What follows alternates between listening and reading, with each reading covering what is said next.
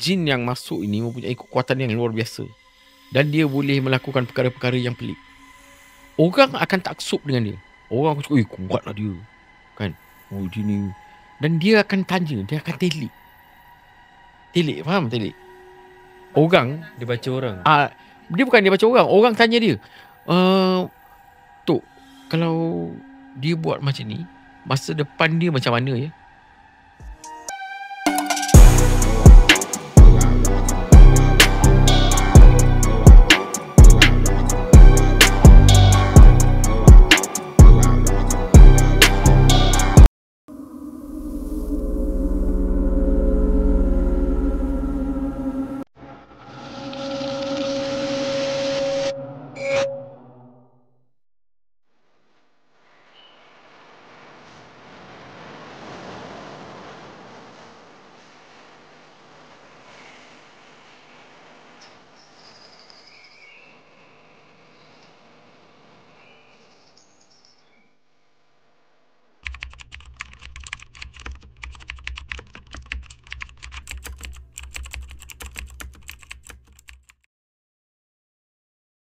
Assalamualaikum, welcome back to podcast Siti Amal Aku. Seperti biasa, kita akan berungkai sedikit sebanyak tentang misteri alam di sebalik mata dan alam perawatan Islam yang dihadapi oleh Acu.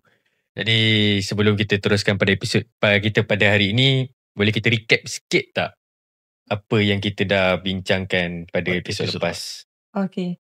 So episod lepas tu Acu ada cerita pasal macam mana orang yang terkena sihir kan Acu, dan apa pula benda yang mereka hadapi sepanjang diorang terkena, dan apa pula terjadi, apalah kesan yang menyebabkan ada yang sampai orang meninggal dunia, ada yang sampai bercerai-berai, ada hampir bercerai-berai, ada yang kemungkinannya bercerai-berai juga Acu. Lepas tu ada juga yang macam-macam lah yang melibatkan anak-anak kecil, semua macam-macam lah. So kalau korang rasa macam apa benda perempuan ni cakap, korang boleh pergi dekat episod-episod kita yang lepas. Macam biasa, sebelum pergi tolong like, comment dan subscribe. Share dekat kawan-kawan korang ke family korang, dia share lah kan.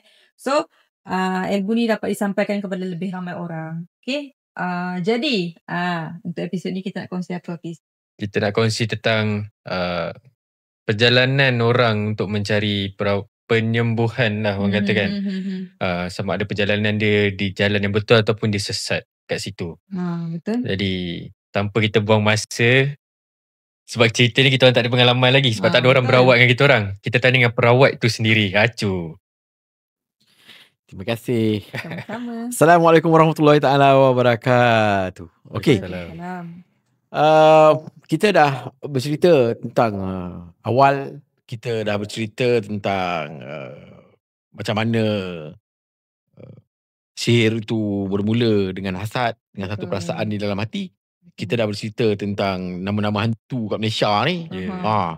Kemudian kita bercerita tentang bagaimana balasan Allah terhadap orang-orang yang melakukan sihir, upah tukang sihir, orang yang mengamalkan sihir. Dan kemudian kita telah bercerita pula tentang derita orang yang kena sihir. Betul.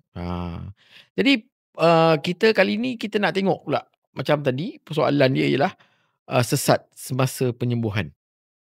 Sewaktu mencari penyembuhan tu, macam mana pula kita boleh sesat? Betul. Okey, setiap episod yang kita bawa ni, dia ada erti-erti dia orang sendiri. Sebab permulaan kita nak buka lah bagi orang tahu. Yang kedua ialah mengenai bagaimana pula, macam mana orang jadi buat sihir. Yang ketiga, kita boleh tengok nama-nama hantu kat Malaysia ni. Jadi itu akan dikaitkan dengan kita punya relation pada cerita-cerita pengalaman nanti. Okey. Dan keempat, kita bercerita tentang bagaimana kesan kan. Dia ada sebab kita cerita. Dia ada perjalanan. Podcast ni merupakan satu cerita panjang di dalam satu segmen episod ni. Kalau kita gabungkan semua episod tu, kita akan tengok perjalanan dia. Betul. Kita akan nampak perjalanan dia. Susunan-susunan ni datang daripada saya, tapi dibantu oleh kru-kru lah. Seperti biasa kalau kita tengok kat sini 2 orang je, tapi depan saya ni ramai. Memang ramai. Memang ramai. Kita kalau nak kira pakai jari memang ramai. Tak terkira ni. Tak ada kira ni. Mereka ni sangat membantu kita, dan di akhir-akhir podcast kita akan nampak nama-nama mereka dipamerkan lah, apa kerja mereka dan sebagainya lah. Okey. Jadi selalu kita tengok penyembuhan. Kita bila sakit, kita nak dirawat. Betul. Kita mencari rawatan. Dan apabila kita tidak berjumpa dengan rawatan konvensional, kita tak pergi hospital, jumpa doktor, jumpa pakar, tak jumpa punca, tak boleh baik dan sebagainya, kita mula berpindah kepada tradisional. Betul. Sama ada urut, sama ada berbekam. Dan eventually kita akan jumpa dengan perawat Islam. Macam mana pula dikatakan boleh sesat semasa mencari penyembuhan? Kita tahu kalau orang yang sihir, tukang sihir, mengupas sihir ni boleh sesat. Tapi bagaimana pula orang yang cari penyembuhan ni boleh sesat? Nampak? Kita tengok kenapa pula boleh sesat? Macam mana boleh sesat? Itulah. Padahal nak cuba berubat tu. Padahal diorang jumpa orang dan diorang cuba untuk sembuh. Apa maksud sesat yang Acu nak sampaikan? Okey. Kita tengok pada episod lalu kita cakap syarat yang ditetapkan oleh jin untuk keluar ialah untuk meletakkan limau di bawah pokok. Betul. Nampak tak? Can you capture this? Yes. Jadi untuk in order macam kita ni sebagai seorang perawat Islam, bila dia diarahkan oleh jin ini untuk kalau kau nak aku keluar, kau nak dia baik, kau ambil limau kau letak bawah pokok. Kalau Acu ikut dia, Acu dah syirik. Nampak? It's a very fine line. Benda yang halus je. Tapi kita bawa limau tu pergi bawah tu, baiklah. Nampak? Ada tak dia cakap awak letak limau ni kat sini ke? Awak mohon dengan Allah Subhanahu Wa Taala supaya dia ni sembuh? Tak ada. Tapi kalau kita ikut akal dan fikiran yang waras, kita tak sepatutnya mengikut apa yang telah diminta oleh jin. Okey. Tapi kalau orang tu contoh dalam keadaan terdesak ke, mungkin dia akan buat juga perkara tu. Betul juga. Ada Sebab orang yang terdesak. kita cakap macam tadi tu sebab kita tak rasa apa orang sakit rasa. Faham. Seperti orang yang sedang lemas, kita lontar batu, dia akan sambut. Walaupun batu tu akan menenggelamkan dia, melemaskan dia, mematikan dia kat situ. Kita sambut. Kita bagi tali, dia sambut. Kita bagi kayu, dia sambut. Kita bagi batu, dia sambut juga. Faham. Mereka tidak tahu bahawa benda-benda itu boleh mendatangkan syirik. Okey. Dalam rawatan Islam, segala-galanya mesti nak jelas. Perkataan yang diucapkan oleh perawat mesti nak jelas. Dia punya niat mesti nak jelas. Dalam hati mesti nak jelas. Sebab tu sebelum kita bacakan ruqyah kepada orang, kita akan cakap, minta dengan Allah, jangan minta dengan saya. Ini adalah perkataan saya sebelum saya ruqyah orang. Saya tidak mempunyai apa-apa daya, saya tidak mempunyai apa-apa kuasa untuk menyembuhkan manusia. Saya tak boleh. Hatta kalau disuruh mengaji pun, bila Allah tak izinkan, maka tidak akan keluar daripada mulut ini untuk mengaji.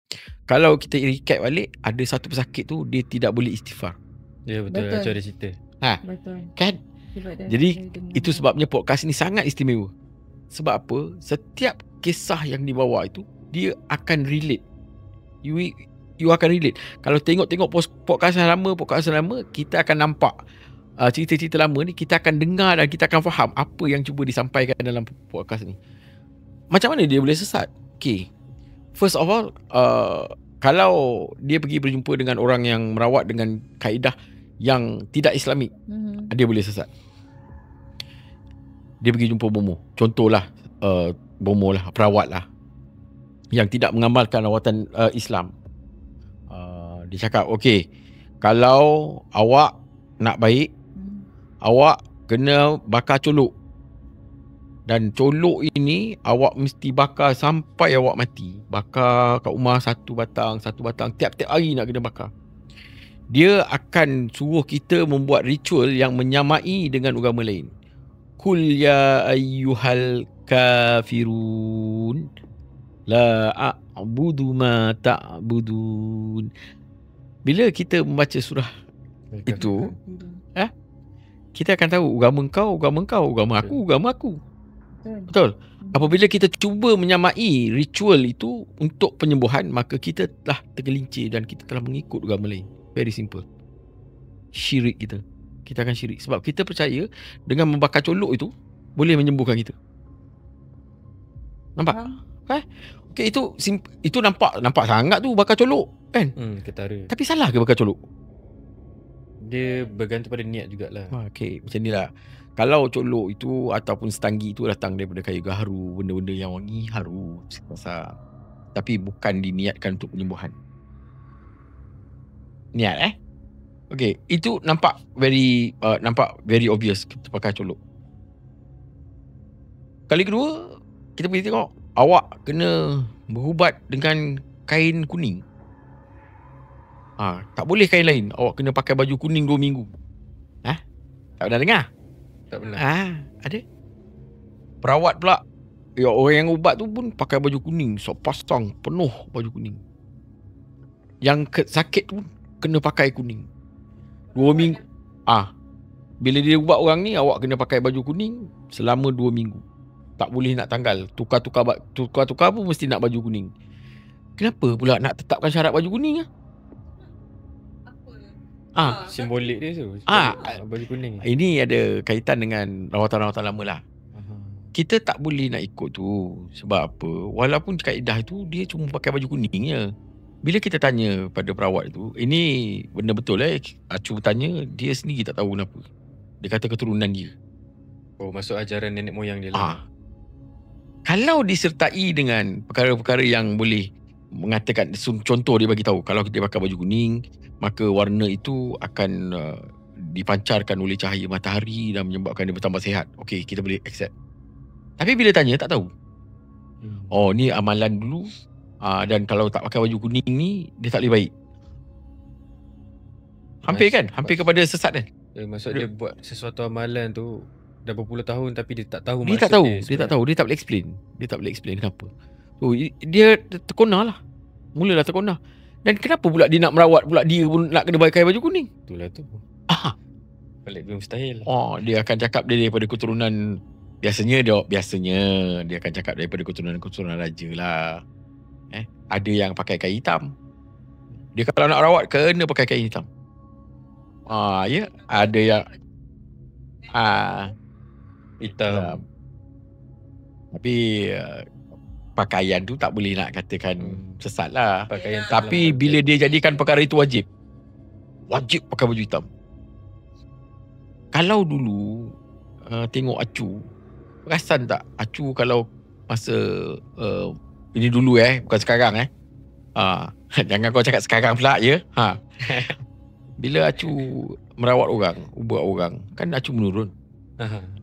Kalau Acu buka jin yang masuk dalam badan Acu ni, dikatakan tok merah, Acu tak boleh pakai baju lain. Acu tak boleh pakai baju lain. Kalau warna selain daripada merah, baju tu akan koyak. Dia akan koyakkan baju tu. Ini adalah perkara yang berlaku. Dan perkara ini, warna-warna ini ditetapkan oleh jin. Ditetapkan. Kau nak ikut cara aku merawat, kau pakai baju ni. Kau tak ada, tak boleh. Dalam Islam mana ada macam ni? Ada? Tak ada. So, perkara ni, orang nak ubat, dia mana tahu. Kan? Tetapi dia boleh jadi sesat. Itu satu. Dan bila kita kena rasuk ni, ini saya cerita aib saya ini saya buka aib saya Bila menurun ini, jin yang masuk ini mempunyai kekuatan yang luar biasa. Dan dia boleh melakukan perkara-perkara yang pelik. Orang akan taksub dengan dia. Orang akan cakap, kuatlah dia. Kan? Dia ni. Dan dia akan tanya, dia akan telik. Faham telik? Orang dia baca orang. Dia bukan dia baca orang. Orang tanya dia, Tok, kalau dia buat macam ni, masa depan dia macam mana ya? Dia boleh cakap, kalau dalam 3-4 tahun ni atau dalam setahun ni engkau tak buat, keluarga engkau nanti tak boleh beranak, engkau perniagaan kau akan lungkup. Dia telik benda ni, dia telik. Jadi kalau kita tengok tukang telik, apa jadi? Syirik lah. Simple kan? Benda tu kecil je. Tapi orang yang bertanya, itu sebabnya bila kita rawat orang, kita jangan tanya, jangan suruh dia telik. Faham? So kalau kita cakap pasal tilik ni kan, masih lagi ramai orang yang buat tilik ni kan. Nak tilik nasib lah, macam mana nak tengok kuca lah dan sebagainya. Apa hukum, macam kenapa sebenarnya tilik ni diharamkan? Macam boleh cerita? Okey. Pada zaman dahulu kalau ikut cerita lah bukan cerita ni memang memang dalam hadis, dalam Quran. Dulu para syaitan ini dia ada capabilities untuk dengar apa yang berlaku di langit. Pernah dengar. Kan? Dia boleh dengar dan dia boleh sampai, dia boleh cerita pada tukang-tukang telik ni. Dia sampai, dia naik atas, dia boleh dengar langit yang rendah lah. Dia boleh dengar cerita tu, dia boleh sampaikan kepada orang. Jadi banyak perkara yang disampaikan tu tepat lah. Kemudian Allah hijab tempat tu untuk tak boleh naik.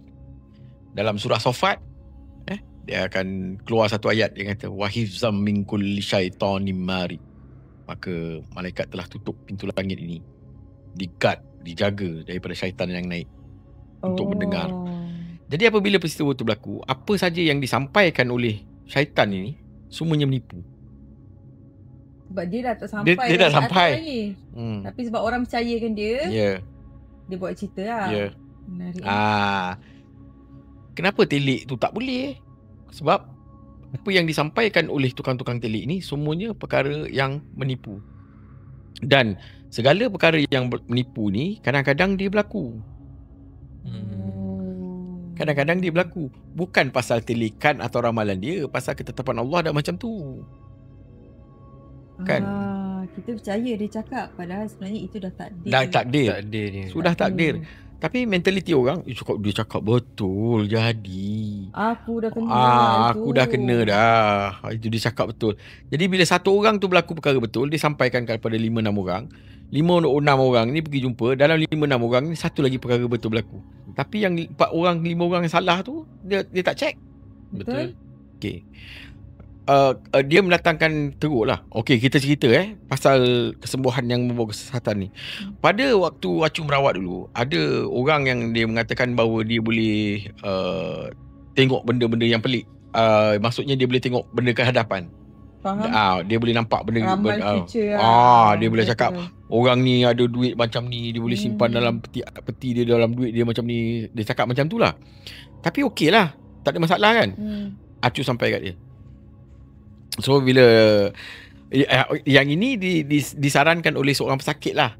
Dia kata Buat Abang pergi jumpa orang ni. Dia bila merawat, dia boleh cerita pasal dekat rumah kau dalam laci ni ada keris, dalam laci ni ada tangkal. Adalah benda-benda macam tu. Tapi benda tu tak ada pun. Tapi bila dia cakap tu, dia tidak cakap directly. Dia kata okey, engkau ada simpan barang tak kat rumah? Dia serkap dulu. Kau ada simpan barang tak kat rumah? Ada. Barang apa benda tu hitam-hitam, berikat. Dia bagi bayangan. Otak kita ni akan jalan. Kita akan fikir benda kita akan fikir. Dan secara kebetulan kat rumah tu memang ada benda-benda tu. Dia kan sakit. Dia kan sakit. Ni psikologi. Betul.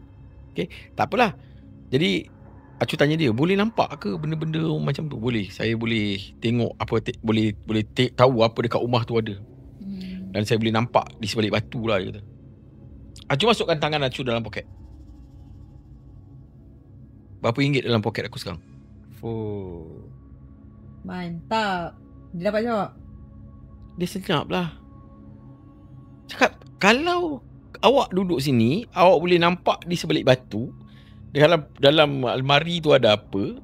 Betul? Saya tanya awak berapa ringgit dalam poket sekarang, awak jawab. Takkan dia telik-telik depan mata dia kan? Depan mata ni. Dia diam, tak boleh jawab. Aduh. Dia tahap guru kita jangan tanyalah. Dia tahap guru lah. Dia buat ilmu-ilmu pelik lah. Okey, tak apalah. Dia cakap anak murid dia boleh scan. Dia boleh scan, anak-anak murid dia boleh scan. It's a very simple test. Saya bagi anak murid dia 4 orang. Murid kanan tau, senior punya murid, yang cakap boleh nampak jin, boleh nampak hantu ni lah.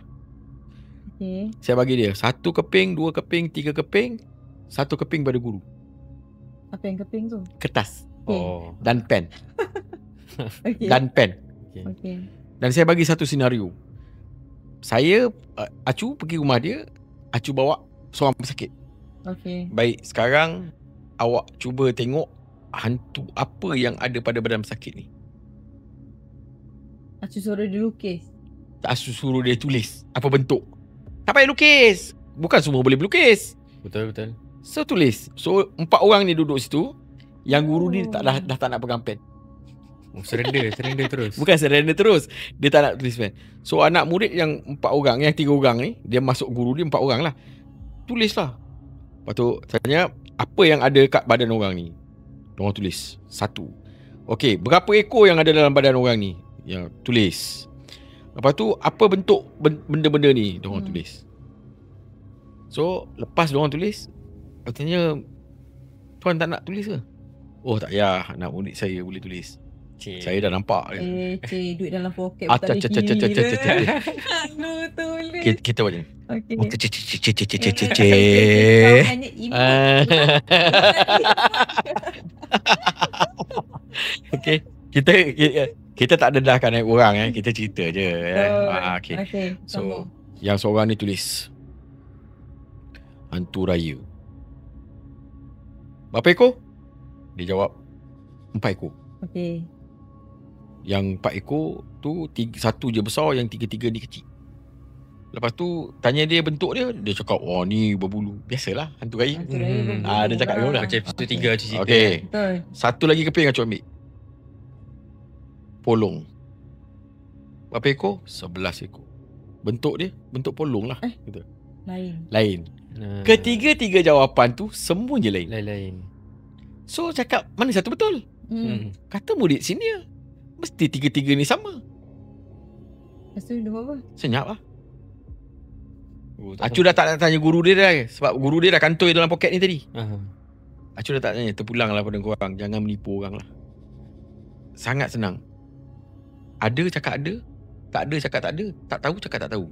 Selesai tak payah lagi nak buat-buat orang dalam menakut-nakutkan orang macam ni dan berteka-teka macam ni.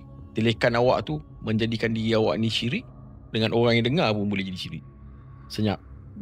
Masa yang Acu macam guru dia tu kantoi tu, anak-anak murid dia nampak Bila kita dah taksub, kau ingat dia nak ikut cakap kita? Betul. Betul lah. Apa jadi dengan peristiwa Ayapin?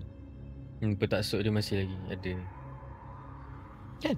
Betul. So kita nak cari sembuh. Orang telik kita percaya, kita kona. Orang yang telik pun kona. Dua-dua kona. Ihdinas siratal mustaqim. Habis. Bila kita pergi merawat dalam keadaan menelik, habislah. Betul. Habislah. So conclusionnya, Jangan pergi. sibuk-sibuk nak buat kerja Tuhan. Tarot card. Pendulum. Tahu pendulum? Dia ambil benang. Dia pegang benang tu. Kemudian dia kata, Hipnotis. bukan. Dia tak cincin kat bawah. Dia pegang benang Kita akan buat ni nanti next episode. Okay. Kita ambil benang, kita pegang.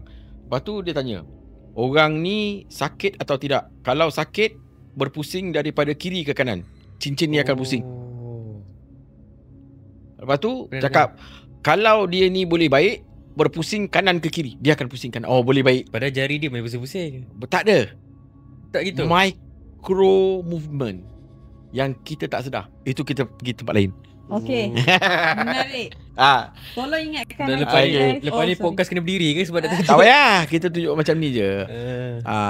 Lepas tu kita ada macam-macam teknik. Kita akan tunjuk lah. Kita buka lah. Kasih dia hantar. Kita buat magic pula bukan magic lah. Tapi It is jangan a fact lah. Ini bukan kelas magic. Okay. Ni ilusi mata lah. Okay. Ilusi mata. Then sekarang macam mana lagi boleh menyesatkan? Okay, awak pergi cari air longkang, air limbah. Ambil satu baldi, mandi dengan air limbah. Boleh ke tak boleh? Air longkang mandi. Buat mandi untuk rawatan. Air Tak limbah boleh. tu air longkang lah. Kenapa tak boleh? Sebab air tu bukan air mutlak. Air kotor Air kotor. Jadi rawatan Islam tak boleh air kotor. Jadi air kotor tak boleh. Air limbah. Kan pernah dengar orang cakap, kau ni sial lah. Kau pergi mandi air longkang. Kan? Ya. Ada tak? Ini kena mandi air longkang ni. Benda ni dulu jadi. Benda ni orang buat. Orang buat. Tak Ada perlu. hasil. Maksudnya pernah Pernah jadi. tiba-tiba. Pernah jadi. Orang pergi jumpa perawat ni suruh dia pergi mandi dengan air longkang. Ada. Okey.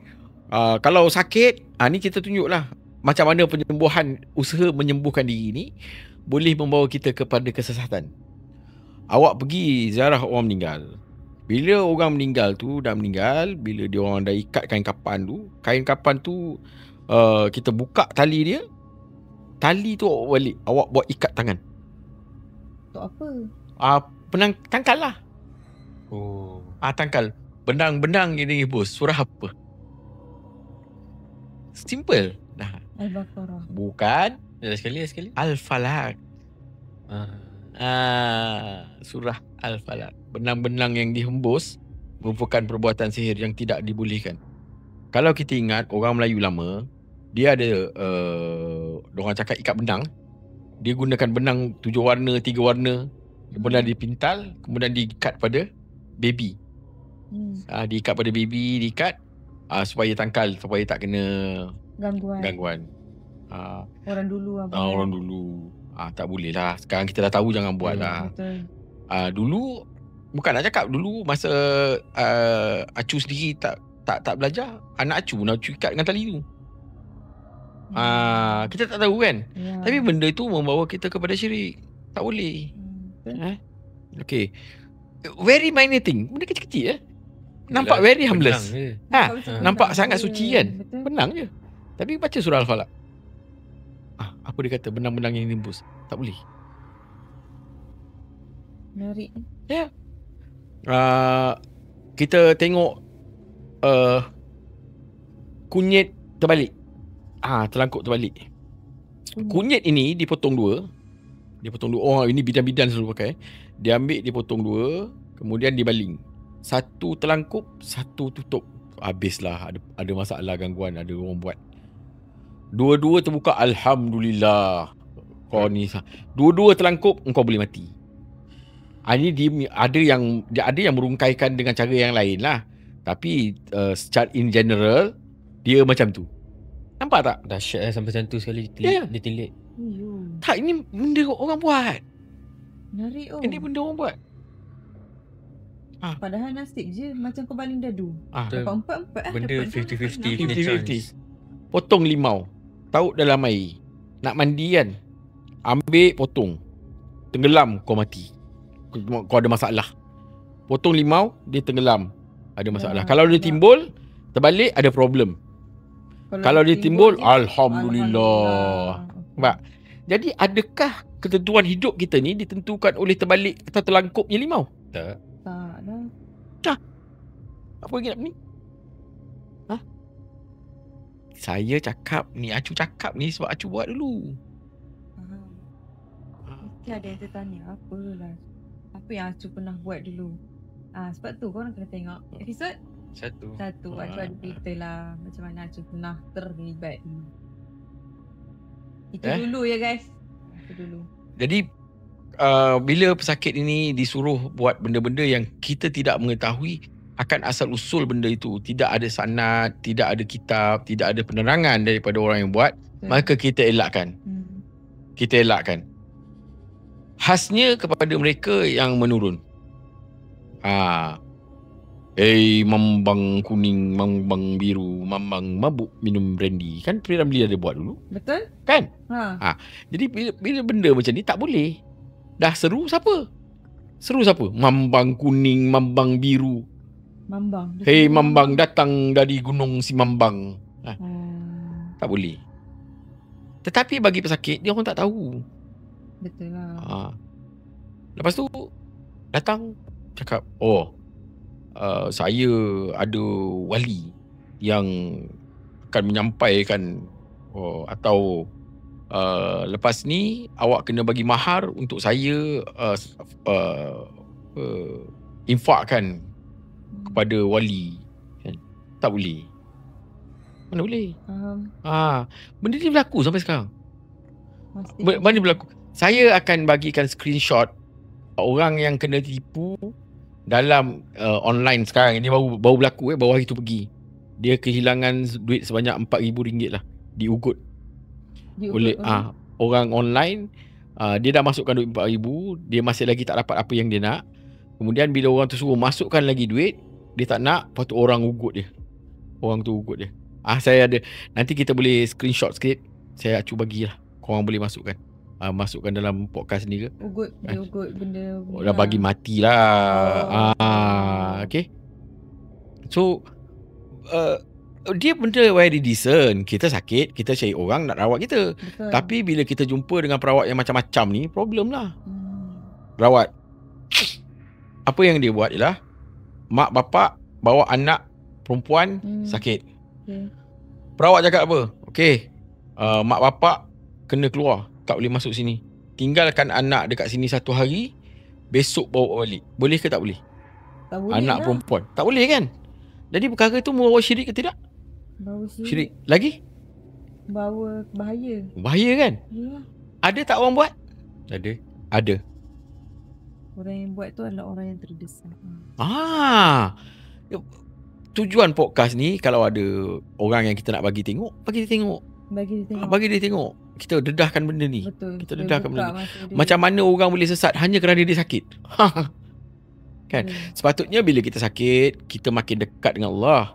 Tapi bila kita sakit, dia datang dengan jemalang-jemalang tanah macam ni yang bagi problem, kita lagi jauh daripada Allah. Sepatutnya dia reverse. Sebab Nah. kita pun tak terfikir tu. Tapi kita tak boleh nak salahkan pesakit. Betul. Diorang ni sakit, tapi akidah diorang tu hendak dijaga. Dia kena fikir dengan secara akal logik. Bila keadaan terdesak tu, diorang gunakan alasan terdesak, kan? Perawat pula gunakan apa? Oh, insya-Allah. Nampak? Okey, itu nampak clear lah, benda yang clear.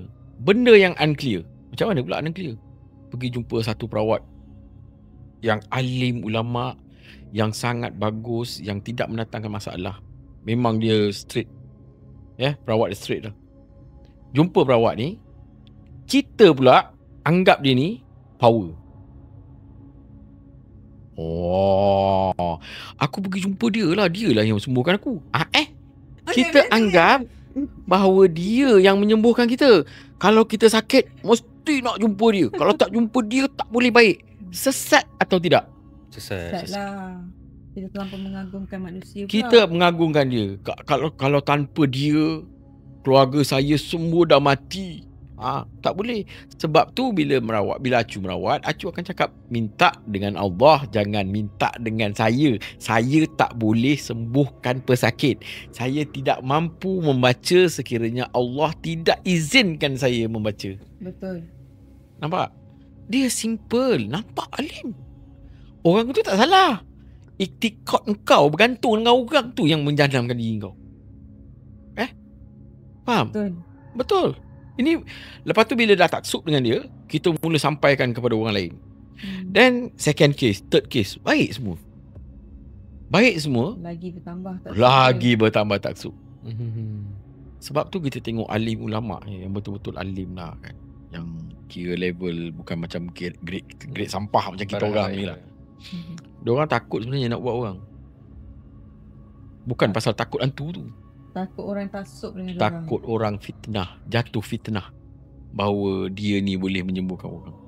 Okay, Cok Jo, kita berehat sebentar sebab kita pun dah lama bercakap ni. Kita bagi Acu rehat sekejap.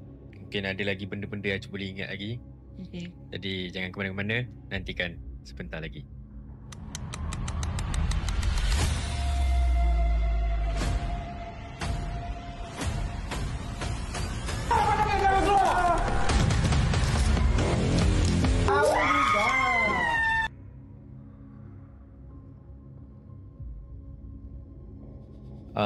Kan Acu kata apa, para ulama ni dia takut untuk merawat orang secara Islam sebab dia tak nak ada orang taksub dengan dia. Tapi boleh ke kita sebagai orang yang biasalah menuntut dengan dia untuk belajar ilmu tu? Ayolah, tentu boleh lah. Walaupun macam tak ke nanti ada orang kan kata ustaz ni belajar dengan ulama ni. Tak boleh lah macam tu. Tugas ulama yang pertama, yang paling besar sekali ialah apa? Menebarkan dakwah. menebarkan dan menyampaikan ajaran Islam dalam usul fiqh, tauhid dan sebagainya. Tugas merawat dia boleh buat, tapi dia jarang nak buat. Dia boleh ajar untuk orang buat, kan? Pernah dengar imam besar Malaysia dia jadi perawat? Tak pernah. Tak pernah. Dia boleh buat, Betul. dia boleh rawat, tapi dia tak nak buat. Kenapa? Kerana itu akan menimbulkan taksub orang pada dia. Dia tahu benda ni. Kita sebagai perawat, bagusnya sistem ni apa dia? Kita sebagai perawat, kita rawat je lah. Kan? Betul. Kita sebagai perawat, kita rawat je lah. Kita tak boleh nak melangkaui guru kita. Mana boleh kita fight dengan guru? Betul. Tak boleh. Kan? Bila guru tu mengajar, kita dalam ilmu ni, kita merawat orang. Sampai satu ketika kita ni sangat cekap. Selalu buat kan? We repeat sampai kita jadi sangat cekap. Dan boleh merawat dengan baik lah. Dengan transparent, baik lah. Sampai guru ni akan jadi pun hormat dengan kita. Bila ada orang sakit, kau pergi jumpalah si Hafiz tu. Kan? Dia lagi lama buat benda ni. Dia hormat anak murid dia sebagai perawat. Anak murid tetap akan hormat dia sebagai seorang guru. Nampak tak? Betul. Beautiful kan? Cantik kan? Dia punya sistem tu sangat cantik. Betul. Indah. It's dalam Islam ni dia tak ada kasta. Betul. Dia tak ada kasta. Betul. Aku dah level ni. Bukan level, maksudnya dia pandai. Aku pandai dalam fiqh kan. Tapi ada orang yang lebih halus fiqh dia daripada guru ni. Dalam certain part, dalam bahagian-bahagian usul fiqh ni, ada bahagian-bahagian orang ni lagi pakar. Jadi kita tak boleh cakap kita pandai. Betul. Faham. Agama Islam ni lagi banyak kita pelajari, lagi bodoh kita. Betul. Betul. Betul sebab kata Imam Syafi'i lah. Ah. Makin banyak kita belajar, Makin banyak kita belajar, lagi banyak kita tak tahu. Ini yang kena ada dalam kita sekarang. Benda ni bukan kita belajar rawatan Islam. Aku cakap aku belajar rawatan Islam, aku ni boleh. Ada orang yang berjuta kali lagi pandai daripada kita. Betul. Betul. Kita setakat kita lah apa yang kita pelajari dan apa yang Allah kurniakan kepada kita. Tapi bila dia dah sampai tahap guru, dah tahap alim, ulama, kau ingat, kau rasa dia ada masa tak untuk terawat orang? Hari-hari dia jumpa 2-30 orang yang rawat, dia dah tak ada masa untuk menyampaikan ilmu dia yang lain. Habislah. Faham? Ini kita nak cerita pasal orang yang sembuh nak sakit, yang sakit nak baik ni. Betul. Kan? Bila dia jumpa dengan orang, dia anggap orang ni menyembuhkan dia, habislah. Okay, kita tengok itu adalah bahagian alim. Orang alim. Kita cerita pula bab Quran. Boleh tak Quran tu menjadikan kita lebih jauh daripada Allah? Kalau kita tersalah tak? Salah macam mana? Kita tafsir pakai tafsiran sendiri lah, tak berguru. Tafsir itu lain. Kalau daripada segi penyembuhan, Kita salah guna bacaan tu. Bacaan. dia tetap akan jatuh dengan iktikad kau. Kalau kau sakit, kau kena baca kursi. Kursi ni kalau kau baca, kau akan sembuh. Nampak? Halus tak? Halus Betul. tak? Dia anggap bahawa bacaan kursi itu menyebabkan dia sembuh. Dia tak bergantung dengan Allah. Dia baca Allahu la ilaha illa huwal hayyul qayyum, la ta'khuzuhu sinatun wala naum. Dia baca Quran betul, tapi dia anggap bahawa bacaan ayat itu menyembuhkan dia. Halus. Susah bila kita cakap nanti orang marah kita. Perkara ini akan mengundang kontroversi, saya jamin.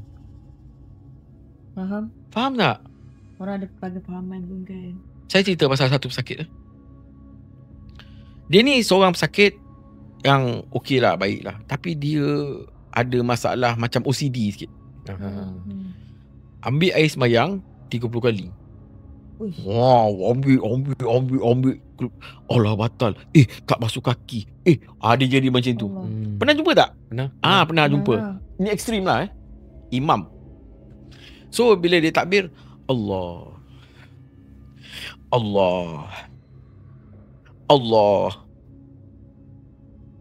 Macam mana? Ya. Apa jadi dengan Imam makmum? Dia rasa dia berhentilah jadi imam. Bila dia jumpa kita untuk merawat dan sebagainya, dia ni ialah seorang level imam. Bila dia dirawat, rupa-rupanya ada jin kat dia. Ada jin yang ganggu dia. Itu sebabnya kita baca simple punya ayat apa? Surah An-Nas. Siminal jinnati wan nas, kan? Bisikan-bisikan yang hadir daripada bisikan jin dan manusia. Dia sampai jadi macam itulah bila ruqyah. Jadi orang tu nasihatkan dia supaya bukan orang tu ustaz lah, guru saya lah, nasihatkan dia supaya baca Quran. Hari-hari baca Quran. Dia imam kot. Kan? Dia bacalah Quran. Sebulan khatam, sebulan khatam, sebulan khatam, sebulan khatam. Tak baik-baik. Tak sembuh. Satu Quran tau dia baca, tak sembuh. Nanti dia datang pasal pusat rawatan masa tu dekat Bandar Puteri. Dia datang kat Bandar Puteri. Dia kata, tak boleh lah Abalan, saya baca macam ni pun, walaupun dia berusia lebih tua, tapi dia panggil saya abang. Tak boleh lah Abalan, saya baca, saya tiap bulan saya khatam, tak boleh baik. Simple saya jawab. Sebenarnya Pak Imam ni dah sembuh. Kata mana boleh, saya masih lagi was-was dengan air sembahyang saya. Pak Imam yakin setiap bulan Pak Imam dengan yakin dia menghabiskan 30 juzuk Al-Quran. Di mana orang biasa ataupun para tahfiz sendiri pun susah nak melakukan perkara itu setiap bulan. Betul. Maka Allah telah mengirimkan kesembuhan pada Pak Imam tu melalui bacaan-bacaan Pak Imam. Menangis dia tak nampak bahawa dia dah sembuh dengan dia boleh membaca Quran. Kita nampak tak benda ni? Kita tak nampak. Kita ingat bahawa sembuhnya penyakit kita apabila semua simptom tu dah habis. Tapi Allah ni sembuhkan kita dengan cara yang kita tak pernah fikir. Betul. Jadi kita bergantung dengan amalan kita. Kita bergantung dengan apa yang kita buat. Dia menjadikan kita ni syirik. Dia menjadikan kita ni jauh daripada Allah. Kerana kita menganggap bahawa amalan aku ni lah yang menyembuhkan aku. Amalan inilah yang boleh menyembuhkan orang. Tak boleh. Kita baca kerana ikhtiar kita. Kita baca kerana Allah. Kita baca nak sembuhkan orang. Dengan apa yang kita bacakan itu, kita minta Allah sembuhkan manusia. Sembuhkan kawan kita. Sembuhkan saudara kita. Sembuhkan mak bapak kita dengan baca. Korang pernah tengok sendiri kan macam mana arwah Wan tak boleh jalan, datang kat Acu rawat, pap dia boleh berdiri. Betul. Itu saya ada malam tu. Apa jadi dengan Wan? Cuba cakap. Malam tu dia dekat 2 minggu dia tak berjalan. Berapa seminggu sebulan tu dia tak berjalan. Tapi ada satu malam tu dia tidur rumah Acu. Tidur rumah Acu, saya memang tidur dengan arwah Wan. Acu tidur dekat bawah jugalah. Buat asingan lah. Lepas tu arwah Wan nak pergi toilet. Arwah Wan cakap, tapi yang dia nak Acu yang bawa dia pergi toilet. Okey, tak apalah, kita kejut Acu bawa dia pergi toilet. Acu dokong. Mula Acu dokong, bawa pergi toilet, masuk dokong. Keluar je toilet, berjalan. Padahal almost sebulan juga dia tak berjalan. Kita orang adik-beradik memang yang duduk dengan dia, sebab kita orang duduk dengan arwah Wan, memang pening lah. Ya Allah, arwah Wan tak berjalan dah ni. Kalau jumpa doktor pun doktor cakap tak jalan ni. Tapi satu malam lah, saya rasa tak sampai 1 jam pun tiba-tiba boleh jalan. Memang terkejut gila. Terkejut gila, dan mungkin kalau tak diterangkan oleh Acu akan jadi taksub. Betul. Faham? Betul. Pada masa itu, pada masa bawa Wan tu, kita sungguh-sungguh minta dengan Allah. Bukan dalam toilet kau boleh baca apa? Tanya kau. Itulah pasal. Kau boleh mengaji. Allahu la ilaha illa huwal hayyul qayyum. Kau kat mana ni? Toilet. Boleh? Tak boleh. Tak boleh. Sedih. Ingat cerita tu sedih. Itulah cakap dalam podcast ni. Cerita ni cerita betul. Kita bukan main-main. Jadi jangan buat macam tu. Dia dalam penyembuhan tu datangnya kesesatan. Dalam usaha mencari kesembuhan, datang kesesatan. Ya? Kau minum air pasal kau nak nangis kan? Dah. Jadi Acu cakap lah kan, kalau kita ni mencari kesembuhan, yang paling penting, yang paling utama bukan usaha kita, Yang paling utama bukan apa yang kita buat. Yang paling utama bukanlah jumpa siapa. Yang paling utama bukanlah mencari guru yang hebat. Yang paling utama ialah iktikad kita dengan Allah mesti satu. Itu sahaja penyembuh kita. Bukan benda lain. Bukan orang. Bukan bacaan. Bukan Quran. Bukan. Maksud, ini mesti nak tanam dalam hati ni. Tanam sungguh-sungguh. Which is very difficult bagi orang yang sakit. Kita tak boleh nak expect orang menganggap bahawa benda ni macam ni. Faham tak? Sebab Acu jumpa ramai orang.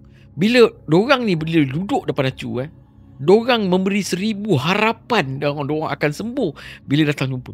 Siapa yang tak nak sembuh bila jumpa perawat? Yes. Dan kita akan notify dorang. Kita akan bagi tahu jelas-jelas. Bila duduk depan saya Acu tak terus pergi rawat. Oh, kau ada 40 ekor kat belakang. Tak ada. Acu akan cakap dengan dia. Tanya macam mana jadi, berapa lama jadi, ada tak jaga makan, ada kencing manis tak, pernah didiagnose dengan sakit mental tak. Acu akan tanya direct. Jadi kalau kita tak buat macam ni, memang dia akan jadi unpopular lah. Tak hebat kan? Unpopular lah. Tak hebat lah. Awak tak hebat lah. Tapi apa yang kita ajar pada pesakit, satu pengajaran yang kita ajar pada pesakit ialah tidak menipu dia. Dan kita ajar dia supaya bergantung terus dengan Allah. Dengan cara kita ikhtiar, cara kita mohon pada Allah, cara kita rawat dia. There's no magic. Tak ada magic. Jangan anggap bahawa kita ni macam ada karamah lah, macam ada mujizat lah. Tak payahlah. Tak payah. Ingatlah, apa-apa pun sakit ke apa ke, penyembuh ni datang daripada Allah. Nanti nampak? Itu sebabnya kita buat podcast ni. Korang-korang yang terlibat dengan podcast ni, minta Allah kurniakan banyak rahmat lah. Sebab benda yang kita sampaikan ni benda hak. Bukan benda tipu-tipu. Kita tak ada kona-kona. Kita tak ada kehebatan kat sini. Tak ada hebat engkau, aku tak hebat, engkau tak hebat. Siapa-siapa pun tak hebat. Ada jin masuk dalam badan, dia kuat. Ada seorang perawat yang sama macam Acu lah. Dia kata, engkau tak kuat, Allah lagi kuat. Sembuh orang tu. Cakap macam tu je. Tapi masa dia cakap tu kena tepat. Kena tepat dengan keadaan, kena tepat dengan sakit, kena tepat dengan masa, dan masa tu makbul. Tu baik, cakap macam tu je. Acu cerita lagi satu. Datang satu pesakit masa tu Acu dekat Kedah. Jadi ada satu perawat ni baru belajar lah. Orang kampung. Datang satu sakit ni kena rasuk. Acu masa tu baru belajar. Yang ni dah jadi perawat. Bila pesakit masuk, dia maki perawat ni. Bodoh, babi, anjing, semua dia maki. Alamak. Tak apa, tut lah. Siapa jin tu yang jin tu lah. Jin tu mencarut jangan dia mengaji pun boleh. Oh ya. Mengaji tu mencarut pun boleh. Okay. Dia maki Amun. Maki teruk lah. Sekali perawat ni dia buat apa? Saya tak nak sebut nama lah. Dia maki balik hantu tu. Kau ni macam sampah tua kutuk, tak sedar diri, tak malu. Baik orang tu. Lawan mulut. Ya. Tanpa perlu bacaan ruqyah, tanpa perlu bacaan apa-apa. Kerana apa? Kaedah yang dia buat tu tepat pada masa, tepat pada pesakit, tepat pada keadaan.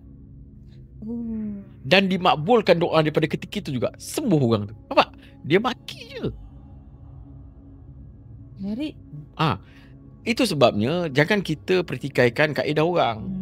Cuma kita jadi pertikaian apabila dia menetapkan syarat-syarat yang pelik-pelik. Kalau kita tak ikut syarat tu, dah sembuh.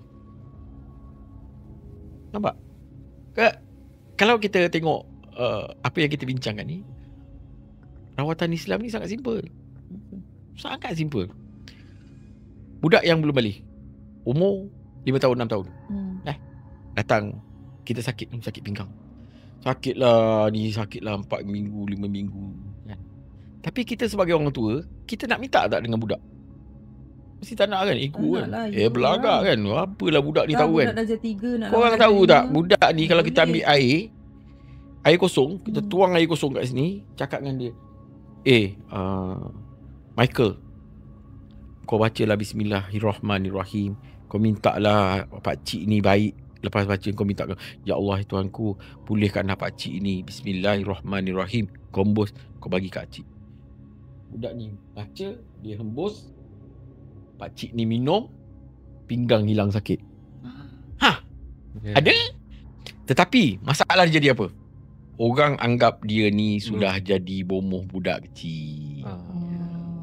Sudah jadi masalah. Kalau korang tengok cerita lama, ada kisah bomoh budak. Ada kisah ini. Bukan kita buat balawak-lawak. Jadi sesatnya manusia ini disebabkan oleh kehendak sendiri. Kan? Sesat. Teruklah. Tapi kalau betul-betul, kalau kita minta anak kita doakan kita, yang tak pandai-pandai ni, yang budak-budak kecil ni 5 tahun, 6 tahun ni, kita minta dia doakan kita. Cuba tengok. InsyaAllah. Satu, kita kuat kita dengan Allah. Dua, kita ajar anak kita minta dengan Allah. Nampak? Dia punya kesan sangat besar. Sangat-sangat besar. Ramai orang yang sesat lah. Dalam mencari penyembuhan tu, ramai orang yang sesat. Bila kita cakap pada perawat atau orang yang mengubat orang ni, kaedah ni tak boleh, awak tak boleh tetapkan, ramai tak percaya. Diorang tak nak terima sebab diorang dah kekal dengan perawat tu, pendirian tu. Bagi contoh lagi, awak balik, awak kena baca Alam Nashrah satu hari sebanyak 21 kali. Kalau tidak, nanti awak akan sakit balik. Okay? Sakit ni balik dengan 1000 harapan membaca Alam Nashrah supaya dia sembuh. Hari pertama 21 kali, solid. Hari kedua 21 kali, solid. Seminggu, solid. Masuk ke hari 21, dia terlupa baca satu hari. Hari ke-21 dia dah terlupa. Dia terlupa baca tu. Dan ketika itu Allah turunkan dia penyakit demam. Okay. Dia cakap apa? Ya Allah, lupa baca. Yeah. Kan senang. Matematik ni kan senang. Ya Allah, aku lupa baca. Pasal tu aku sakit. Kalau tak baca, sakit. Boleh ke kita tetapkan bahawa membaca 21 kali tu menjadikan kita ni sihat? Tak boleh. Tak boleh. Itu sebabnya bila merawat dengan Acu tak bagi amalan. Acu takut. Acu akan cakap baca banyak-banyak kali lah. Baca. Kalau sehari sekali pun tak apalah. Kalau tak baca pun tak apa. Kan? Baca apa yang tahu. Jangan tak baca langsung. Kan? Itu pun ada yang terlepas. Ustaz, saya hari ni satu hari pun tak baca. Tak ada pas ya. Tak pas ni. Exam tak lepas ni. Kita suruh pesakit mandi. Bawa air ni, awak mandi. Awak ambil air sini sikit, awak campur dalam baldi, awak tuang air penuh, lepas tu awak mandi. Dia balik. Mandi tu nak pakai sabun tak? Astagfirullah, janganlah. Ada orang tak tahu. Ya, dia tak tahu Okey, mandi ni bilasan terakhir tak? Maka kita yang turunkan ilmu ni, kita tak nak bagi syarat.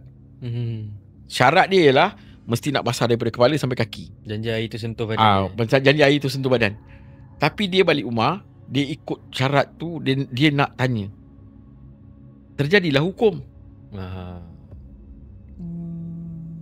Peristiwa korban lembu. Aku contohlah. Mula-mula disuruh korban lembu. Kan? Tapi ada orang tanya, lembu merah ke, lembu putih ke, lembu coklat ke? Kan? Lembu yang macam mana? Lembu di kaki patah ke? Dihukum. Binatang. Ini bukan cakap ni. Kita ni terlampau banyak bertanya. Last dia jadi hukum. Faham tak? Manusia ni mulut dia jahat tau. Dia bertanya jadi hukum. Kalau kita ikut simple, kita jadi simple je. Faham? Kan? Suruh buat sesuatu, kita cakap, okay, puasa. Puasa je lah. Puasa ni kalau terkentut batal tak? Kalau ni batal tak? Itu batal tak? Ini batal tak? Keluar hukum. Daripada perkara yang senang, sudah ada hukum untuk menyempurnakan ibadah itu. Jadi kita ikutlah. Sebab tu bila dalam konteks rawatan, kita jangan banyak songeng ke pesakit. Bila kita rawat orang, Jangan bagi dia macam-macam syarat. Dia sakit, datang jumpa kita. Kita bagi dia syarat macam-macam. Betul lah. Kau jangan lalu bawa ampai. Nanti kalau lalu bawa ampai, muka kau jadi muka-muka. Betul. Itu kalau tak boleh lalu bawa ampai, itu ilmu apa? Susuk. Susuk. Oh. Saya tahu. Yang sana yang jawab. Nampak? Yang sana Daripada jawab. jauh dah cakap lah. Saya tahu kan. Sebab saya dengar kutu kan. Ya. Tapi ini contoh. Betul, Ini contoh contoh. lah. Kita bagi contoh. Okey. Datang pula. Dah bercakap pada tahap tertinggi ni. Quran ni. Ada lagi tinggi daripada tu. Apa dia? Tahap yang lebih tinggi daripada Quran. Kita anggap bahawa Quran tu menyembuhkan kita. Ya betul. Dan kami telah menurunkan ayat-ayat Al-Quran ni untuk menjadi penyembuh dan rahmat kepada orang-orang yang beriman kepadanya. Beriman kepada siapa? Allah. So, tahap Beriman yang- kepada Quran, betul. Tapi beriman kepada Allah. nampak? Itulah tahap yang tertinggi. Ya. Kan? Buang ancak. Buang ancak tadi macam buang limau tu lah. Ambil limau letak bawah pokok. Lagi, macam mana pula boleh jadi sesat? Okey, kita boleh jadi sesat hanya kerana kita menetapkan bahawa kita jumpa orang ni saja baru kita sembuh. Kita tak boleh jumpa orang lain. Kita kena baca benda ni baru boleh sembuh. Tak ada orang lain. Kita kena baca Quran ayat ini baru boleh sembuh. Tak ada orang lain. Bagaimana pula dengan orang yang tak boleh baca kursi, yang tak hafal kursi? Awak nak amalkan kursi, jin akan terbakar. Jadi orang ni susah. Katalah mu'alaf. Nak menghafalnya kan? Ya. Allahu la ilaha illa wal qayyum. Tak apa Apa ya? Nanti satu lagi bab kan. Satu lagi bab kita cerita lawak jenaka semasa merawat orang. Itu pun best. Menarik. InsyaAllah ingatkan saya komen dalam ni, minta supaya peristiwa tu. Jadi dalam serius-serius kita ada bab yang sedih, ada yang takut, ada yang kelakar lah. Kita tak nak Steve. Tak nak sensitif. Steve keras-keras ni tak nak lah kan. Yelah. Jadi kita orang gelap terbahak-bahak. InsyaAllah. Ada banyak lah benda-benda yang lawak ni, ada banyak. Okay. Macam tadi tu cakap lah, nak mandi, dia tanya macam-macam. Tapi kita tak boleh nak salahkan dia kan. Sebab apa? Dia takut membuat salah. Kerana pada pengalaman dia yang lalu, dia dah kena. Tak boleh ni. Awak dah salah ni. Awak sepatutnya potong limau kan. Kalau kita cakap potong limau, perah, mandi kan. Ini bila orang tu tak baik, orang tu cakap awak dah salah ni. Awak sepatutnya bila awak potong limau, awak menghadap kiblat. Lepas tu awak potong dengan sekali potong. Tak boleh nak potong banyak kali. Faham. Bila orang tu tak sembuh. Jadi orang tu kecewa lah. Kan limau 21 biji. Bila aku potong dah kata salah potong. Sakit tak baik. Kan? Jadi bila dia jumpa perawat, dia akan fobia. Dia akan mula tanya benda-benda yang simple. Kita tak boleh marah. Orang tak tahu. Cakap je lah. Cakap, tak payah bang. Abang ambil air ni, campur dalam air, lepas tu mandi. Syarat dia ialah basah kepala, kaki. Tak kisah nak buat bilasan terakhir ke. Biasa dalam rawatan dia bilasan terakhir. Mandi biar. Kalau kita suruh dia mandi habiskan satu baldi tu, artinya bilasan terakhir tu jatuh bila? Dalam mandi tu lah. Juga lah. Betul lah. Betul. Kan? Kan? Jadi kita selalu buat macam tu lah. Kita simplify pada orang untuk dia faham. Kan? Menarik. Itu sebabnya kalau kita tak berhati-hati dalam mencari penyembuhan, kita akan sesat. Jadi kita tak naklah benda tu berlaku. Nampak banyak kelakar lah. Apa yang bermain dekat fikiran kau sekarang? Macam-macam lah sebab bila kita terfikir balik, bila kita sakit mesti kita nak cari alternatif lah untuk sembuh. Betul. Tapi bila dalam masa untuk mencari tu, ada kala disimpang ujian betul. Sebab kita dah sakit ni, kalau disuruh pergi jumpa Tok Chang, dia pergi jumpa Tok Chang. Dia saja boleh sembuhkan. Macam kalau kita ingat balik cerita yang Acu cerita pasal dua adik-beradik tu kan. Dua adik-beradik tu. Sebab nak sembuhkan, Acu pun pergi juga jumpa Tok Chang. Tok Chun lah. Tok Chun kan. Segala Tok lah kan. Jadi kita pun kalau nak judge, jangan judge orang lah. Kita tak payah judge orang lah. Kita tak berada di tempat dia macam Acu. Acu bagi satu contoh lah. dalam usaha menyembuhkan. Kita ambil konvensional, cara doktor merawat. Kita ambil 100 bayi berumur 30 hari, baby. 100 baby, berat yang sama, umur yang sama, bangsa yang sama, jantina yang sama. Dalam 100 ini dihinggapi satu virus yang sama. Ya? Doktor akan bagi ubat yang sama ke tidak? Sama. Dalam 100 ni semua sembuh ke tidak? Wallahu a'lam. Sembuh insya-Allah dengan izin Allah. Semua pasti sembuh atau tidak?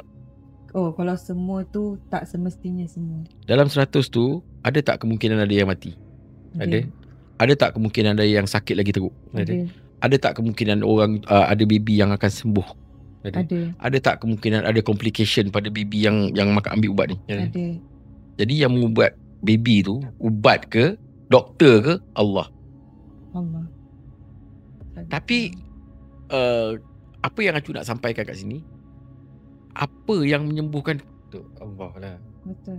Semua sama, ubat sama, virus sama, berat sama, jantina sama. Betul. Bagi makan ubat tak semua baik. Dan doktor mesti harapkan diorang ni sembuh. Betul. Kan?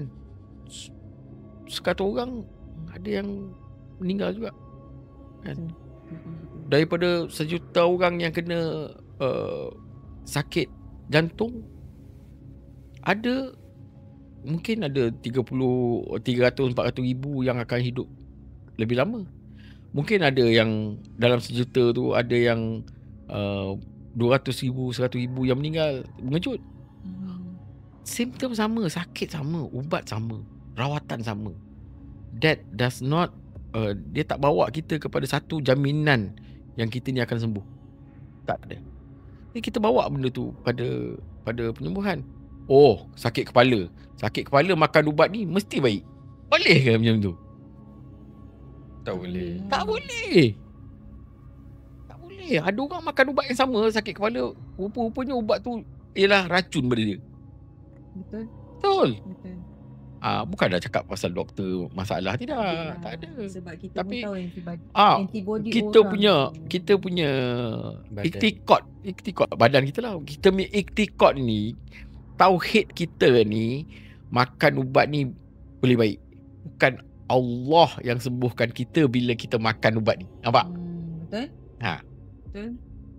Ini datang kesesatan. Jangan ingat pada rawatan Islam je. Pada semua. Banyak juga.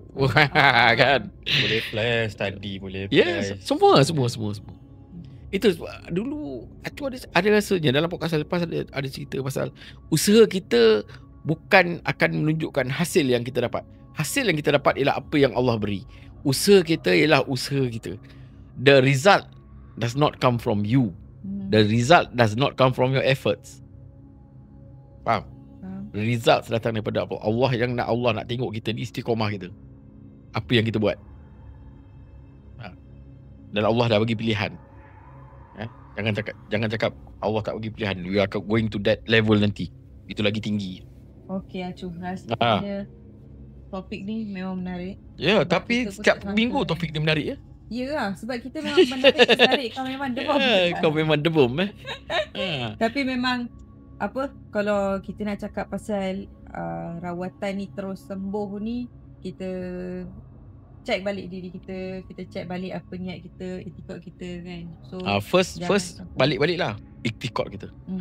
That one macam mana pergi jauh pun tauhid kita, iktikad kita dulu.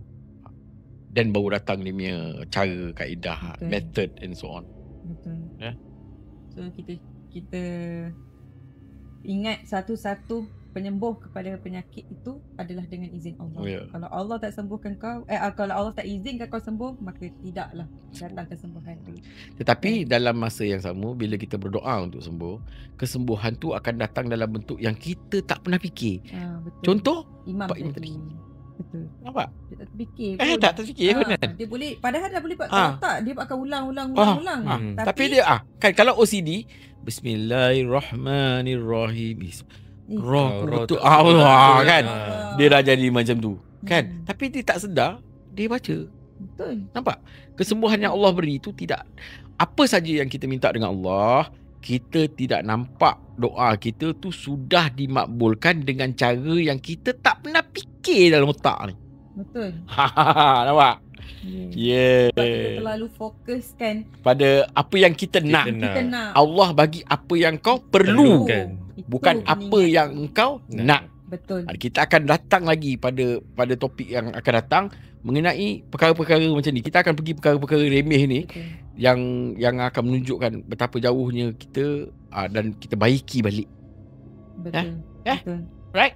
So, Okey, macam mana? Okey ni? Okey. Wah, okey. Lah. Apa yang tak okey je. Jadi sebelum kita tutup ni, kita rumuskan lah sebab Okey. kita banyak kali tekankan dekat episod kali ni tentang etikot kan. Betul. Jadi kita kena sentiasa ingat lah, setiap amalan itu berpegang pada niat dia, macam yang disebut dalam Imam An-Nawawi dalam kitab Arba'in, innamal a'malu binniyat. Kita kena ingat benda tu. Kita kena selalu ingat pasal niat kita. Allah. Lebihkanlah Betul. Ustaz Hafiz. Tidak. Okay. Okey. Jadi apa-apa pun, kalau korang rasa macam macam Acu cakap akan ada kontroversi ke apa ke, korang Boleh. Komen je, boleh komen je, je, komen je. pendapat komen masing-masing. je. Ada pun nak timbulkan Kita kontroversi raikan lah. kita raikan perbezaan pendapat. Betul. Betul. Okey, kita raikan perbezaan pendapat, kita raikan komen, kita raikan kritik. Betul. Ya. Lagi Sebab kita banyak nak pendapat, betulkan lagi banyak pendapat yang datang lagi sama banyak ilmu yang kita dapat. boleh cari. Betul. Kalau saya tak boleh jawab, saya akan rujuk. InsyaAllah. Saya Mungkin akan ada rujuk. di antara komen-komen tu sendiri boleh jawab. Macam Acu pun dah Ah. cakap awal-awal tadi. Mungkin kalau ahli fiqh tu dia tahu pasal satu bab, ada lagi yang orang lebih tahu pasal Betul. lebih Bab halus, yang lebih pasal halus. fiqh Ya, yang betul. itu. Betul. Ah. Jadi Okey. apa-apa pun jangan lupa like, comment and subscribe, share dekat Share ya. share Minta kat tolong ilmu lah. ni. Ini saya minta tolong pada semua yang mendengar, Betul. supaya dapat sebarkan lah. Nyawa tak panjang. Jadi saya perlukan bantuan untuk sampaikan benda yang hak. Itu saja saya minta. Saya tak minta duit, saya tak minta apa. Tapi saya minta supaya semua dapat bantu untuk subscribe dan share benda ni, komen. Betul. Betul. Benda free. Sebab kadang-kadang ada orang yang nak tahu pasal Ya, benda tapi Ya, diorang tapi tak benda tahu. ni tak sampai dekat tak orang. sampai kepada Ya, betul. diorang lah. Okey. Okay, kita akan jumpa lagi di podcast yang seterusnya. Ya, episod akan datang mungkin tajuk lebih menarik. Oh, lagi. Yes, insyaAllah. menarik. Kalau korang nak Kalau Surprise, surprise. Sekarang dah menarik, mungkin depan ni double menarik ke? Triple menarik ke? Kita tak tahu. Okay. So, Okay, wabillahi taufiq wa hidayah. Wassalamualaikum warahmatullahi wabarakatuh.